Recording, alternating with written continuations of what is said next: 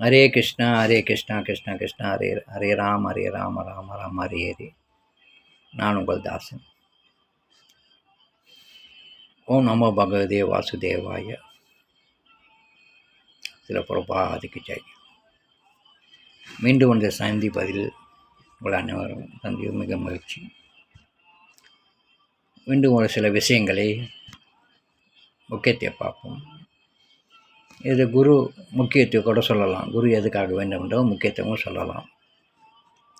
ஒரு கதையுடன் ஆரம்பிப்போம். ஒரு ஊரில் ஒரு மலைக்குருவி வச்சுக்கொள்ளுமே இருந்தது.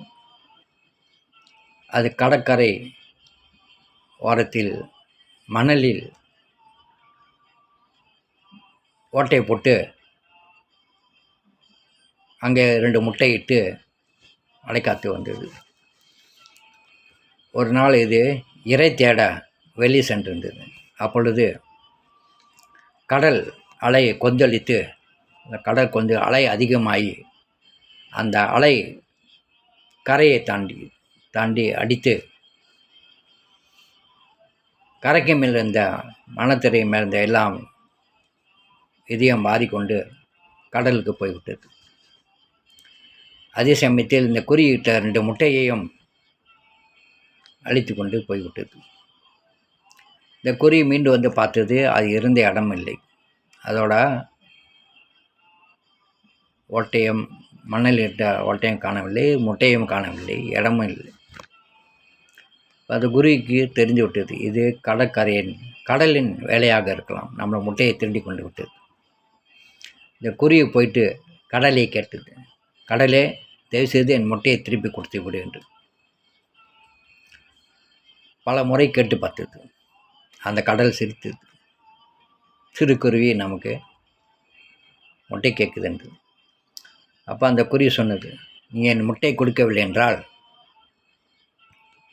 உன் கடலை என் வாயால் கரைத்து விடுவேன் என்று. கடல் தேவதை பார்த்து குருவியை பார்த்து சிரித்தது. மனிதனாலே செய்ய முடியாத விஷயம், உலகத்தை யாரும் கடலை கரைக்க முடியாது. இந்த சிறு குருவி தன் அழகு வாயால் கடலை கரைத்து விட்டு முட்டை எடுத்து விடு என்றது சொன்னது. அப்பொழுதும் அந்த கடல் தேவதை வருணன் முட்டையை திருப்பி தரவில்லை. உடனே அந்த குருவி என்ன செய்தது, கடலை கரைக்க ஆரம்பித்தது. தன் அழகு வாயால், சிறு வாயால் கொஞ்சம் கொஞ்சமாக நீரை எடுத்து கரையில் போட்டது. இப்படியே செய்து கொண்டு இருந்தது விடாமுயற்சி. இதை பார்த்த மற்ற பறவைகள் ஒன்று கூடியது, வந்து வேடிக்கை பார்க்கவும் அதிசயத்தை பார்க்கவும் வந்தது. சில பறவைகள் உதவி செய்வதற்காக அதோடு சேர்ந்து கரைத்ததும் உண்டு. இப்படியே நாளடைவில் இந்த விஷயம் அந்த காடு பூராக தெரிய வந்தது. எல்லா மிருகங்களும் பறவைகளும் வந்து வேடிக்கை பார்ப்பதற்காக கூடிவிட்டது. சில உயிரினங்கள் உதவி செய்ய ஆரம்பித்தது. ஆனால் கடலை கரைக்க முடியாது. எப்படி பல நாட்களாக அந்த குருவி விடாமுயற்சியுடன் முட்டை வேண்டென்ற வைராக்கியத்தில் நீரை கரைத்து கொண்டிருந்தது. இந்த விஷயத்தை கேட்ட இந்த விஷயம் பரவி மேலே இருக்கிற கருட தேவன், விஷ்ணுவோட வாகனமாக இருக்கிற கருட தேவன், சில பேர் கருட பகவான் அப்படின்வார்கள், அந்த கருட தேவதை விஷயத்தை கண்டு என் இனத்தில் சேர்ந்த ஒரு குருவி கடலை கரைத்து கொண்டு இருக்கிறதா என்று ஆச்சரியப்பட்டு வைகுந்தத்தில் இறங்கி வந்து கேட்ட குருவி என்ன விஷயம் என்று. அப்போ அந்த குருவி சொன்னது, என் முட்டையை கடல் தெரிந்து கொண்டது, திருப்பி கேட்டால் கொடுக்க மாட்டேன்னுது, அதனால் நான் அந்த கடல் தண்ணியை என் அழகு வாயால் கரைத்து கொண்டு இருக்கிறேன் என்று. அந்த கருடனும் பார்த்து அதன் மேல் இறக்கப்பட்டு கருணை கொண்டு நானும் உனக்கு உதவி செய்கின்றேன் என்று வந்து கருடன் வருணனை கடல் தேவதையை கூப்பிட்டு உடனே முட்டையை திருப்பி கொடு, இல்லை என்றால் உன் கடலை நான் கரைத்தி விடுவேன் என்று. கடல் தேவதையும் பயந்து கருடன் பேச்சை கேட்டு அந்த குருவின் முட்டையை மீண்டும் திருப்பி கொடுத்துதான். அந்த குருவியும் தன் முட்டையை பெற்றுக்கொண்டு மீண்டும் ஒரு ஓட்டையை போட்டு வைத்து அழகு எடுத்து வந்தது. இதிலிருந்து நம்ம என்ன தெரிந்து கொண்டோம்? நம்மளும் இந்த சமுத்திர கடல், பிறவி கடல் மாட்டிக்கொண்டோம். இல்லை மாயை என்னும் காட்டில், கடலில் வைத்துக் கொள்ளலாம். மாயை என்னும் காட்டில், அந்த மாயை என்னும் கடலில் நாம் நம்மளோட அறிவையும் பக்தியையும் தொலைத்து விட்டோம். மாயை திருடி கொண்டது நம்மளுடைய அறிவையும் பக்தியையும் திருடி கொண்டது. அதனால் பல பேர் மாயில் மதுங்கி தன்னை மறந்து வாழ்ந்து கொண்டிருக்கிறார்கள். ஆசி அலை போல் நாமெல்லாம் அதனை மேலே உடம்போல ஓடி விடுவோம். இந்த மாதிரியும் இருக்குது. அறியாமை மாயின் மயக்கத்தில் நம்ம இழந்து விட்டோம். ஸோ நமக்கு யார் உதவிப்பது, நம்ம வந்து மாயிடம் தெரிந்து தொலைத்து விட்டோம் என்பதற்காக அதை மீண்டும் எடுக்க நம்ம முயற்சி செய்கின்றோம். ஸோ மாயிடம் கேட்கின்றோம், எனக்கு ஞானத்தையும் பக்தியும் கொடு என்று. மாயை எப்படி கொடுக்கும்? மாயம் செய்க்காது. ஜி ஜாகோ கௌர சண்டை போல இந்த மாயில் மடியில் தூங்கி கொண்டிருக்கிறோம், மாயன் மயக்கத்தில். ஸோ அதிலிருந்து மீளுவதற்கு நம்மளோட இழந்ததை, லாஸ் கான்சியஸ்னஸ் அப்படின்னு இழந்த உணர்வை, பக்தியை மீண்டும் பெறுவதற்கு அந்த குறுகிக்கு கருணை காட்டிய கருடன் போன்று நமக்கு கருணை செய்ய ஒரு உத்தவர், மகா புருஷர், கருடன் போன்ற சக்தியுடைய மகான்கள், பக்தர்கள் உதவி கிடைத்தால் மீண்டும் நமக்கு நம்ம இழந்த அந்த 2 முட்டையான ஞானமும் பக்தியும் கிடைக்கும். ஆனால் அதுக்கு நம்ம வைராக்கியம் இருக்கணும். அந்த குறி போன்று அடைவதற்கு வைராக்கியம் இருக்கணும். தேடுங்கள், முயற்சி செய்யணும். முயற்சியோட இகழ்ச்சி அடையாது. ஸோ நம்ம முயற்சி செய்தால் நிச்சயம் குருவோட கருணை நமக்கு கிடைக்கும். பகவான் நிச்சயம் நமக்கு வந்து கருணையானது. ஸோ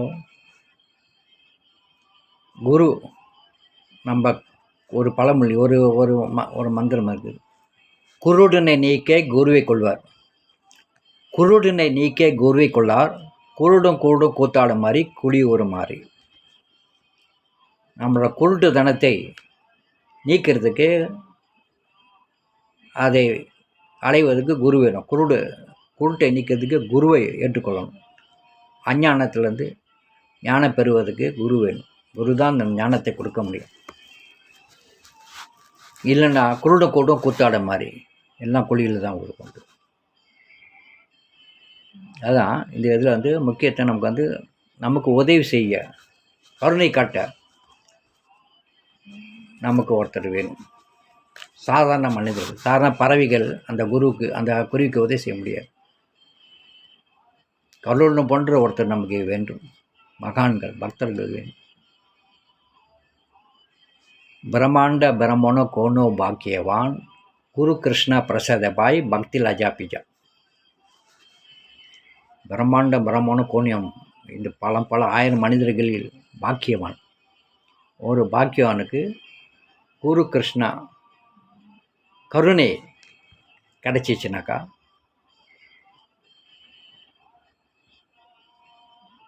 பக்தியில் பீட்டா. அந்த பக்தி நம்ம இழந்த பக்தியை ஞானத்தையும் மீண்டும் பெற முடியும். அதுதான் அது முக்கியத்துவம். ஸோ அதுக்கு சில குருவை பற்றி சில கருத்துக்கள் இருக்கிறது. குருமார்கள் கடவுளின் அன்பு கடலி போன்றவர்கள், மற்றவர்கள் மீது பொறாமை கொள்ளாதவர்கள், அவர்கள் முரடர்களையும் முரடர்களிடத்தையும் இறக்க முடியவர்கள். அவர்கள் எதை செய்தாலும் அவை மற்றவர்களுக்கு திருப்திப்படுத்துவனையாக இருக்கும். பகவான் சைதன்ய மகாபிரபு முழு அருளையும் உடையவர்கள். சைதன்ய மகாபிரபு கிருஷ்ண பக்தியில் சைதன்ய மகாபிரபுவோட அருளை உடையவர்கள் என்றால் அவர்கள் இந்த பிரபஞ்சத்தில் ஆத்மாக்களை விடுவிக்கும் பணியில் ஈடுபட்டிருக்கிறார்கள். சைதன்ய மகாபிரபுவோட கருணை கிடைத்த பக்தர்கள் இந்த உலகத்தில் விழுந்த ஆத்மாக்களை விடுவதற்காக இங்கே தோன்றியிருக்கிறார்கள். அவர்கள் கோவிந்தனை திவ்யமான உன்னத பாடல்களை பாடி கருணையை பொழிவதால் பந்தப்பட்ட ஆத்மாக்களின் பாவங்களை போக்கி தூய்மைப்படுத்தக்கூடியவர்கள். அவர்கள் உன்னதமான ஆனந்த பரவசத்தில் ஆழ்த்துவதில் வல்லவர்கள். மோட்சத்தையே நோக்கமாக கொண்ட நிலையிலிருந்து ஜீவராசிகள் காக்கக்கூடியவர்கள்.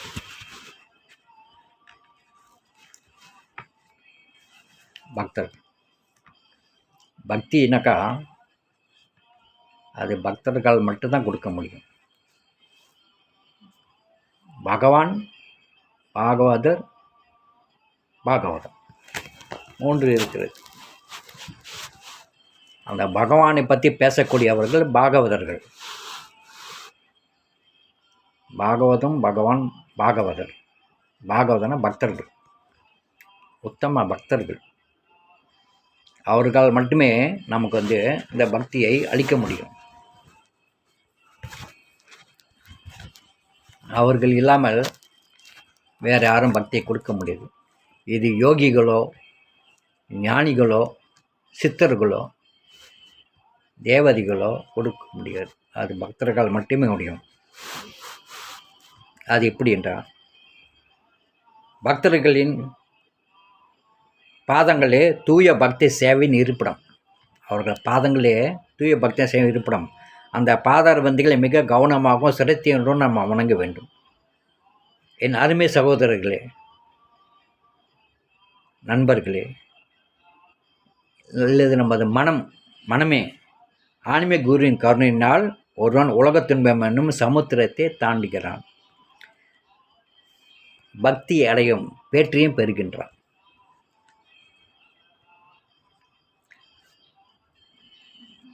இந்த ஞானம், அஞ்ஞானம், ஞானத்தை கொடுக்கக்கூடியவர். சொன்ன மாதிரி குரு அருள் திருவருள் இங்கே ஞானத்தை கொடுக்கக்கூடிய அவர் என்ன அவர் என்னுடைய அறியாமையினும் இருளில் மங்கியிருந்த கண்களை திறந்து திவ்ய ஞானத்தால் என் இதயத்தை பூர்த்தி வைக்கின்றார். ஒளிமயமாக்கின்ற இதயத்தை, எண்ணத்தை பூர்த்தி வைக்கின்றார். அவர்தான் நமக்கு எப்பொழுதும் ஒவ்வொரு பிறவிக்கும் குருவாக இருக்க முடியும். மற்றவர்கள் கிடையாது.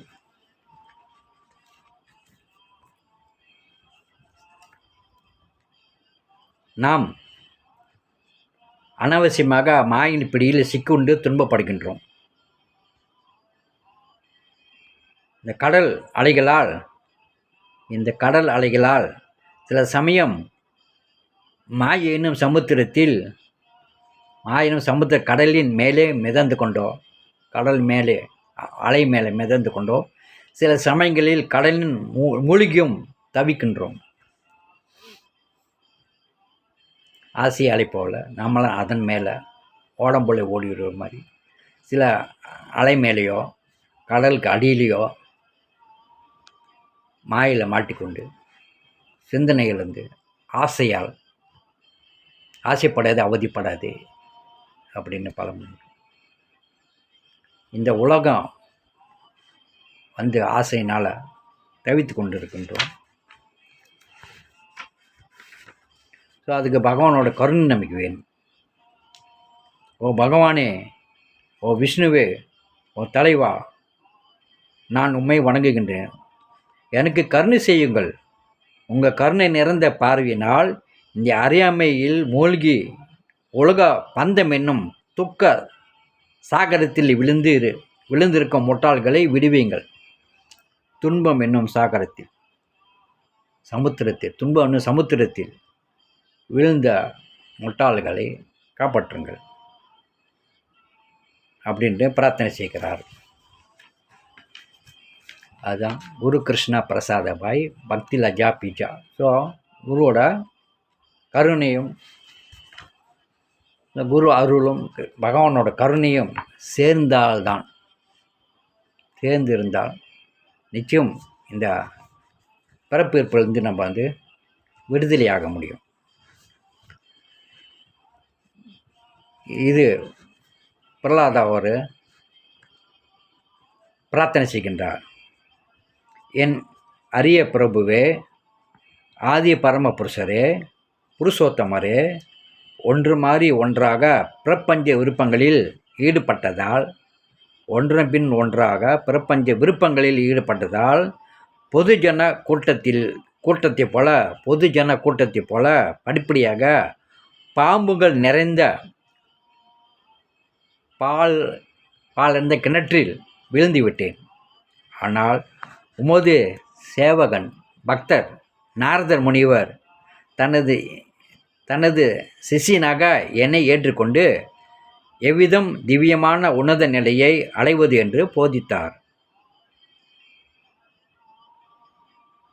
நாரதர் பிரகலாத மகாராஜனுக்கு போதித்தது, நாரதர் துருவ மகாராஜாவுக்கு போதித்தது. இந்த மாதிரி ஒரு கருணை கொண்ட குருவை நம்ம அடைந்தால் நிச்சயமாக இந்த மாயில் இழந்த நம்மளுடைய பக்தியையும் ஞானத்தையும் உணர்வையும் நாம் யார் என்ற உணர்வையும் மறந்துவிட்டோம். மாயால் மறந்துவிட்டோம். ஞானம் இல்லாதனால நாம் தான் இந்த உடல் என்பதை நினைத்து கொண்டு வாழ்ந்து கொண்டிருக்கிறோம். நம்மளோட உணர்வு ஆத்மா என்ற உணர்வை இழந்து உடல் என்ற உணர்வில் மாயில் மாட்டிக்கொண்டோம். நான் தான் உடல் என்று நினைத்து கொண்டு இருக்கிறோம். உண்மையான உணர்வு யார் என்பதை மறந்துவிட்டோம். உணர்வு மூன்றாக இருக்கும். இல்லது ஆழ்ந்த உறக்கத்தில் இருப்பவன், ஆழ்ந்த உறக்கத்தில் என்ன நடப்பதுன்னு பக்கத்தில் குண்டு விழுந்தாலும் தெரியாது, ஆழ்ந்த உறக்கம். ரெண்டாவது நிலை கனவு காணும் நிலை, கனவு நிலை. மூன்றாவது நிலை விழித்திருப்பது. இப்பொழுது நாம் ஆழ்ந்த உறக்கத்தில் வாழ்ந்து கொண்டிருக்கோம். அது வந்து மொக்கு போன்றது. மொக்கு எப்படி இருக்கும்? மூடி இருக்கும். ஆழ்ந்த உறக்கத்தில் இருப்ப வந்து மொக்கு போன்றவர்கள். உணர்வை மூடிவிட்டது, அவங்க எழுப்ப முடியாது. ரெண்டாவது பாதி மலர்ந்தது, அது கனவு பண்ணுறது. கனவு லோகத்தில் இருக்கிறோம், கட்டணால் ஏந்திட்டோம். கனவு கண்டுட்டு இருக்கிற ஒன்று கொஞ்சம் மலர்ந்துருக்கு. மூன்றாவது மலர் விரிந்து இருக்குது, அது விழித்த நிலை. ஸோ எத்தனை பேர் நம்ம வந்து ஆழ்ந்த உறக்கத்தில் இருக்கிறோம், எத்தனை பேர் கனவு நிலை இருக்கிற வெவ்வேறு விழித்த நிலை இருக்கின்றோம். அந்த விழித்த நிலை இருப்பவர்கள் தான் மகான்கள், குருமார்கள், பக்தர்கள், யோகிகள், ஞானிகள். விழித்து முயற்சி செய்கின்றோம். இது அடைவது தான் மிக முக்கியமான ஒரு விஷயங்கள். ஸோ இதை மறந்த நம்ம நிலையில் நம்ம யார்? இப்போது நம்ம யார் என்ற நிலையை பார்க்கின்றோம். எத்தனோ மகான்கள் வாழ்ந்த அந்த உலகத்தில் நாம் யார் என்று பார்ப்போம். அனுதினம் உன்னை பாட, உனக்கு மாலை சூட்ட நான் ஆண்டாலும் இல்லை. அவள் சுதாமர் அவள் தந்து செல்வம் கேட்க நான் குசேலனும் இல்லை. கனவிலும் நினைவிலும் உன்னுடன் ஆடி பாட நான் கோபிகரும் இல்லை. கடமையை செய், பலன் எதிர்பார்க்காதே அப்படின்ட்டு நீ சொல்ல நான் கேட்க நான் அர்ஜுனனும் இல்லை. தினமும் உன் நாமம் சொல்லி திரிய பிரபஞ்சம் அனைத்தையும் மூலோகத்தையும் நான் நாரதனும் இல்லை. என் நெஞ்சை திறந்து காட்ட நான் அனுமனும் இல்லை. 2 கைகளையும் உயர்த்தி சரணடைய நான் திரௌபதியும் இல்லை. துன்பத்தில் மாக்கிக்கொண்டு தும்பிக்கை தூக்கி நாராயணன் என்று கூப்பிட நான் கஜேந்திர யானையும் இல்லை. உன்னை தினமும் கவிதை பாட நான் துக்காராம் சுவாமியும் இல்லை. உன் நீலைகளை மற்றவர்கள் உபதேசிக்க நான் சுகபிரமனும் இல்லை. எனக்கு எந்த துன்பம் வந்தாலும் பயப்படாமல் இருக்க இல்லை. உனது நாமத்தை சொல்ல நான் பிரகலாதா பக்தனும் இல்லை. தாசனுக்கு தாசனாக பக்தருக்கு பக்தராக தாசன் அனுதாசன் அப்படின்னாங்க. பக்தராக இருக்க தாசனும் நான் இல்லை. எப்பொழுதும் துன்பத்தை கொடு என்று கேட்க நான் குந்தி தேவியும் இல்லை. உலகம் முழுதும் பக்தியை பரப்ப வெளிநாடுகளில் சென்று பக்தியை பரப்ப நான் ஆசா பக்தி வேதாந்த சுவாமி புரபாதாவும் இல்லை. எப்போ உன் புகழை பாட கவிதை எழுத நான் கவிஞனும் இல்லை. உன்னிடம் உபதேசம் பெற புத்திமதி கூற நான் உத்தவரும் இல்லை.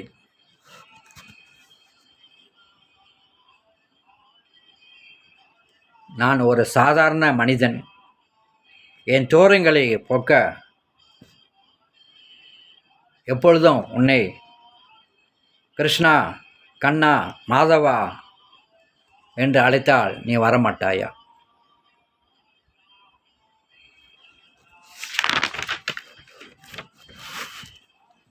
உபதேசிங் ஒரு பாடல். தன்னை அறிய தனக்கு ஒரு கேடில்லை. தன்னை அறிந்தால் தனக்கு ஒரு கேடில்லை. தன்னை அறியாமல் தானே கெடுக்கின்றான். தன்னை அறியாமல் இல்லைன்னா நம்மளே கெடுக்கின்றோம். தன்னை அறியும் அறிவை அறிந்த பின் தன்னை அறியும் அறிவை தெரிந்த பின் தன்னையே அர்ச்சிக்க தான் இருந்தானே. நம்மளே உணர்ந்துட்டோமாக்கா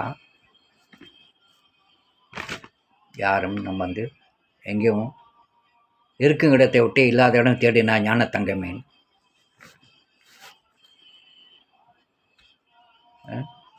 தேடிக்கொண்டு இருக்கிறோம். ஸோ இந்த நிலையை நம்ம உணர்ந்து ஹரே கிருஷ்ணா ஹரே கிருஷ்ணா கிருஷ்ணா கிருஷ்ணா ஹரே ஹரே ஹரே ராம ராம ராமன் என்று நம்ம பாடி வந்தால் ஜபித்து வந்தால் நிச்சயம் நமக்கு கருடனை போன்று